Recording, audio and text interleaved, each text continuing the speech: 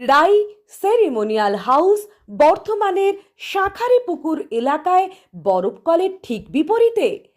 Rajnandini miniket rice. এবছর কবে আবির্ভাব দিবস অনুষ্ঠান শুরু হচ্ছে এবং কি কি প্রোগ্রাম রয়েছে? এবছর বাবার ৫৫তম আবির্ভাব দিবস। হ্যাঁ, এটা শুরু হবে আপনার, আমাদের মেলাটা শুরু হচ্ছে ৯ আগস্ট থেকে, চলবে এটা ১৩ই আগস্ট পর্যন্ত। কিন্তু জল যে তোলা যে অনুষ্ঠানটা হয় সেটা হবে ইংরেজি ১০ই আগস্ট সোমবার, আর জল ঢালাটা আছে ১১ই আগস্ট মঙ্গলবার। এখানে তো অনেক রকম সাংস্কৃতিক অনুষ্ঠান আছে, আপনারা বাচ্চাদের নাচ আছে, গান আছে, বাউল গান আছে, একাঙ্ক নাটক আছে, হ্যাঁ, লোকগীতি আছে, একক ট্রাকে গান আছে, হিন্দি ভক্তিগীতি আছে, বিভিন্ন ধরনের অনুষ্ঠান আছে। আর জল তোলা হয়, জল কোথা থেকে তোলা হয়? জল মূলত এটা তোলা হয় কাটোয়া থেকে। এছাড়াও আপনার পশ্চিমবাংলার বিভিন্ন জায়গা থেকে, এই তারকেশ্বর, মগরা, তারপরে ওই মহিষমর্দিনী, কালনা, এই সমস্ত জায়গা থেকেও, হ্যাঁ, এই সমস্ত জায়গা থেকেও অনেক মানুষ আসেন। এছাড়াও আপনার গলসি, আপনার কি বলে পানাগড়, হ্যাঁ, এদিকে মেমারি, আমরা যেটুকু জানি, সবাইকে তো আমরা চিনি না, তবে এর আগে যা হয়েছে তার তুলনায় বছরের পর বছর মানে লাফিয়ে লাফিয়ে লোক সংখ্যাটা বাড়ছে। জল তোলার তারিখটা কবে এবং জল ঢালাটা কবে? জল তোলাটা আছে আপনার বাংলা ২৪শে শ্রাবণ ১৪৩৩, হ্যাঁ, ইংরাজি আপনার ১০ই আগস্ট সোমবার ২০২৬, হ্যাঁ, জল তোলা। আর জল ঢালাটা হচ্ছে আপনার ২৫শে শ্রাবণ ১৪৩৩ মঙ্গলবার, আর ইংরাজি তারিখ হচ্ছে আপনার ১১ই আগস্ট ২০২৬। রাই সেরিমোনিয়াল হাউস বর্ধমানের শাঁখারীপুকুর এলাকায় বরফকলের ঠিক বিপরীতে।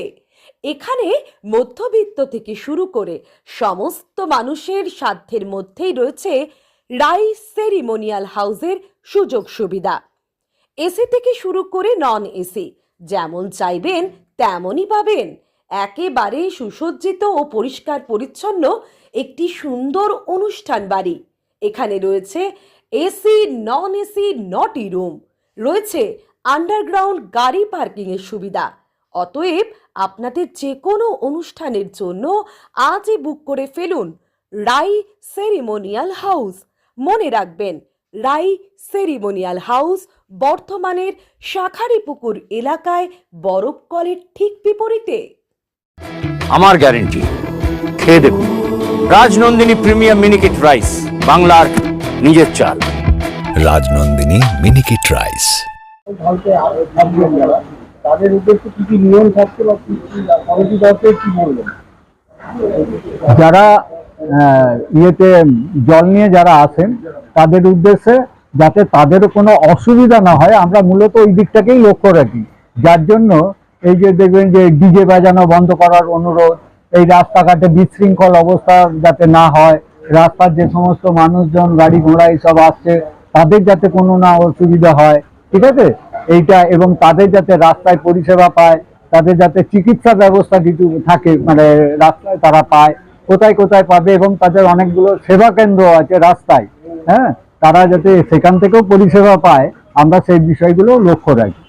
মন্দির প্রাঙ্গণেও প্রচুর সেবা কেন্দ্র হয়, হ্যাঁ। মন্দির চত্বর নিরাপত্তা কি কি থাকছে? মন্দির চত্বরের নিরাপত্তার জন্য এবং রাস্তার নিরাপত্তার জন্য আমরা প্রশাসনের সর্বস্তরের কাছে আবেদন রেখেছি, ঠিক আছে। যেমন ধরুন পুলিশ প্রশাসন আছে, এসডিও, ডিএম, এনাদিকেও আমরা নক করেছি। আর যেটা হচ্ছে আপনার ট্রাফিক, হ্যাঁ, এবং যেখানে একটা জল পুলিশ প্রশাসনের পক্ষ থেকে আমরা প্রতি বছর পূর্ণ সহযোগিতা পাই। আরুদা, মাছের চালটা একটু পাঠিয়ে দিও। আচ্ছা।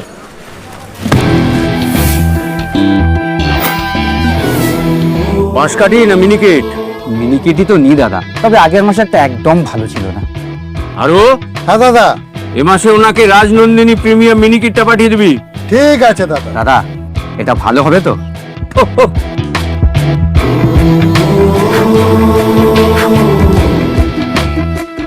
আমার গ্যারেন্টি, খেয়ে দেখুন সবাই বলে সঠিক চাল সঠিক ভাত, আমি বলি ভালো চাল ভালো ভাত।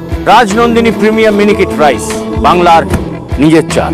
রাজনন্দিনী মিনিকেট রাইস, বাংলার নিজের চাল। প্রশাসন, পৌরসভা আমাদের সহযোগিতা করে। এবছর জলডালা যেহেতু অসংখ্য মানুষজন আসছেন, আগে আমরা মন্দিরে ঢুকে বাবার মাথাতে জল দেওয়ার একটা সিস্টেম ছিল, কিন্তু লোক সংখ্যা এত বেড়ে গেছে যে লোককে আর আমরা কন্ট্রোল করতে পারছি না, যার জন্য ইয়ে করা হয়েছে, পিছনে চোঙা করা হয়েছে অনেকগুলি, যাতে মহিলা এবং পুরুষ তারা পৃথকভাবে জল ঢালতে পারেন, সুশৃঙ্খলভাবে একদিকে জল ঢালবেন অপর দিকে নেমে যাবেন, এরকম একটা সিস্টেম করা আছে। মেলা 5 দিনের থাকছে, আর সাংস্কৃতিক অনুষ্ঠানও 5 দিন থাকবে। হ্যাঁ, ভক্তবৃন্দ যারা আসছেন তাদের যাতে অসুবিধা কোনো না হয় তার জন্য মন্দির প্রাঙ্গণেও আমাদের যেমন ধরুন তাদের খাওয়া দাওয়ার ব্যবস্থা, প্রাথমিক চিকিৎসার ব্যবস্থা, তাদের যাতে কোনো অসুবিধা না হয় থাকার ব্যবস্থা, এগুলো আমরা আমাদের যে মন্দির কমিটি আছে, উৎসব কমিটি, তারা এই ব্যবস্থাটা করেন। ভোগ যারা যাবেন মন্দির প্রাঙ্গণে সবাই পাবেন, যারা বাড়িতে নিয়ে যেতে চান তাদের জন্য আমরা একটা 101 টাকার কুপন করেছি, সেটা আপনি কাটতেও পারেন নাও পারেন, কিন্তু মন্দিরে যে যাবে সেই প্রসাদ পাবে। এটা আমাদের ওখানকার মন্দিরে কুপন দেওয়া চলছে। হ্যাঁ, এছাড়া আপনারা দেখবেন যে অসংখ্য টোটোতে আমাদের প্রচার চলছে। ভোগ বিতরণ হবে আপনার 25শে শ্রাবণ অর্থাৎ 11ই আগস্ট দুপুর 1টার পর। কুপন দিয়ে যাদের কুপন আছে তারা কুপন আলাদা ডিপার্টমেন্ট থাকবে, এবং যারা সাধারণ মানুষ উপস্থিত আছেন তাদের পরিবেশনার জন্য আলাদা ব্যবস্থা থাকবে। একই সঙ্গে দুটোই চলবে।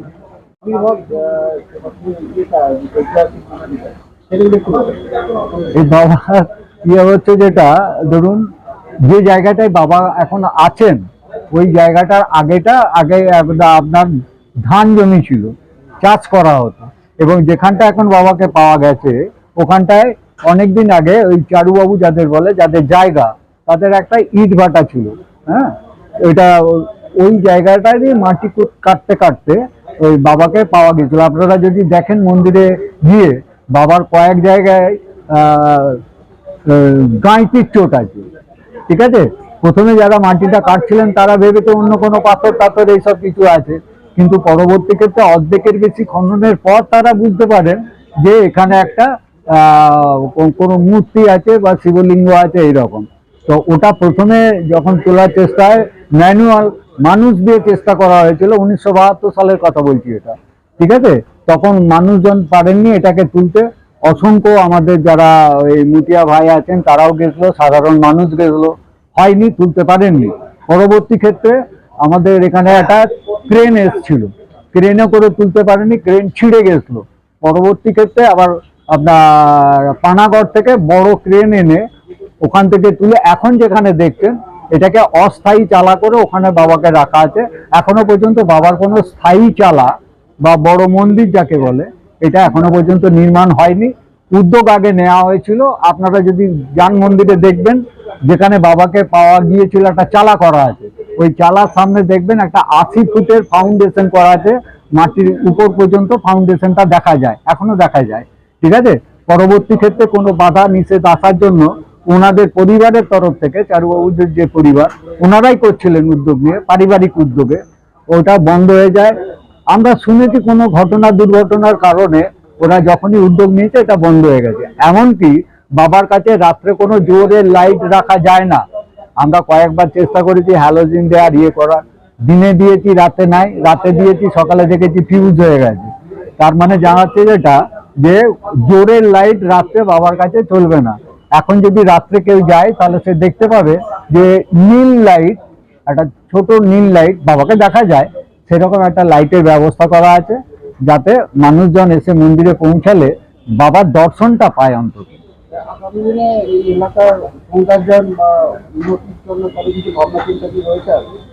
দেখুন, এর আগেও তো অনেক বড় বড় কোম্পানিরা এসেছিল মন্দির তৈরি করে দেবে বলে, কিন্তু যারা এই চারুবাবু যাদেরকে বলছি যে পরিবারটা, ওরা তো বর্ধমান শহরের বর্ধিষ্ণু পরিবার, হ্যাঁ, এবং তাদের তখনকার যে ইয়ে ছিল তারা নিজেরাই করার মতো ক্ষমতা যথেষ্ট তাদের ছিল, এটা বড় ইয়ে করার মতো।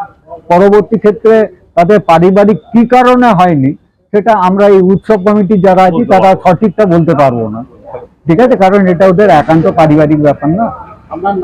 আমার নাম সিদ্ধার্থ মন্ডল, আর ওনার নাম হচ্ছে শ্রীকান্ত নন্দী, আর ওনার নাম হচ্ছে রাজেশ কুমার সাউ। আমরা ওই সবাই উৎসব কমিটির পদেই আছি, ঠিক আছে, ভাগাভাগি করে দায়িত্ব করি, পদে কেউ নাম কেউ আসতে থাকি, কিন্তু কাজ সবাই মিলেই হয়। ধন্যবাদ।